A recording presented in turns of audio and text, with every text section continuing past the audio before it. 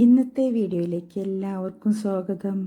ഇന്ന് ചക്ക കൊണ്ട് ഒരു ചക്ക കിണ്ണത്തപ്പം ഉണ്ടാക്കണം കേട്ടോ.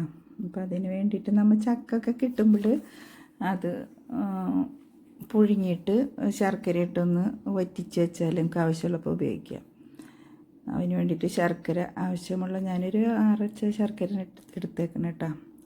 അതിനൊരു വെള്ളം വെച്ച് തിളപ്പിക്കുക, ഉരുക്കിയെടുത്തിട്ട് അതരിച്ചിട്ട് ആ വെള്ളത്തിലേക്ക്, തിളച്ച വെള്ളത്തിലേക്ക് ഒരു ഗ്ലാസ്സും കൂടെ വെള്ളം ഒഴിച്ചൊന്ന് കുറച്ച് ചൂട് കുറച്ചിട്ട് അതിൽ 2 കപ്പ് അരിപ്പൊടി ഇട്ട്, പിന്നെ അതിന് ശേഷം ആ ചക്ക കുറച്ച് വെള്ളം കൂട്ടിയൊന്ന് മിക്സിയിലിട്ട് അരച്ചെടുത്തിട്ട്, അപ്പോൾ അതിലേക്ക് പിന്നെ ചൂടാറുമ്പോൾ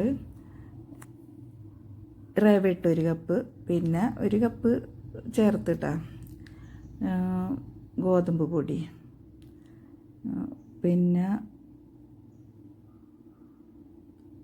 ഏലക്കായയും ചുക്കുപൊടി ഒക്കെ ഇടണം. അപ്പോൾ അതിന് വേണ്ടിയിട്ട് ഏലക്കായ പൊടിക്കാൻ വേണ്ടിയിട്ട് നല്ല ജീരകവും ഏലക്കായും കൂടിയിട്ട് പഞ്ചസാര ഇട്ടാണ്ട് പൊടിച്ചിട്ട് അതൊന്ന് അരിച്ചിട്ട് ഇതൊന്നും ഇടണ്ട കേട്ടോ. വേണമെങ്കിൽ കുരു മാത്രം എടുത്തിട്ട് പൊടിച്ചാൽ മതി. എന്നിട്ട് ഈ 3 കൂടെ യോജിപ്പിക്കുക. പിന്നെ തേങ്ങ അത് ചിരണ്ടിയിട്ട്, ഞാൻ തേങ്ങാപ്പാലല്ല ഉപയോഗിച്ചത്, തേങ്ങയാണ് ഇട്ടത് കേട്ടോ. അപ്പോൾ അത് തേങ്ങ ചിരണ്ടി ഒരു മുറിയുടെ തേങ്ങ ഇട്ടിട്ടുണ്ട്. പിന്നെ പാകത്തിനൊരു വെള്ളം കറക്റ്റാക്കിയിട്ട് ഇങ്ങനെ കുഴമ്പ് രൂപത്തിലേ അങ്ങനെ ആക്കിയിട്ട് പിന്നെ നെയ്യ് തടവിയിട്ട് ഒന്ന് പുഴുങ്ങിയെടുക്കുക. അപ്പോൾ നല്ല കിണ്ണത്തപ്പം റെഡിയാവും. നല്ല ടേസ്റ്റ് ഉണ്ട്. അപ്പം എല്ലാവരും ഒന്ന് ഉണ്ടാക്കി നോക്കുക കേട്ടോ. എന്നിട്ട് അഭിപ്രായം പറയണം, ലൈക്ക് ചെയ്യണം, ഷെയർ ചെയ്യണം, സബ്സ്ക്രൈബ് ചെയ്യണം. എൻ്റെ ചാനലൊന്ന് കയറ്റിത്തായോ, റിക്വസ്റ്റാ. ഓക്കെ ചെയ്യില്ലേ? ഓക്കെ. പിന്നെ അപ്പോൾ ഇതൊക്കെ ഉണ്ടാക്കി വെച്ചാൽ ചായക്ക് ആയിട്ട് വൈകുന്നേരമൊക്കെ കഴിക്കാമല്ലോ.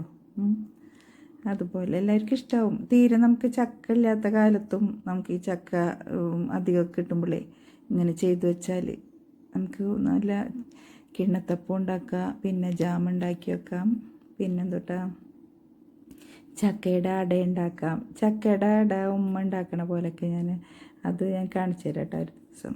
ഓക്കെ. പിന്നെ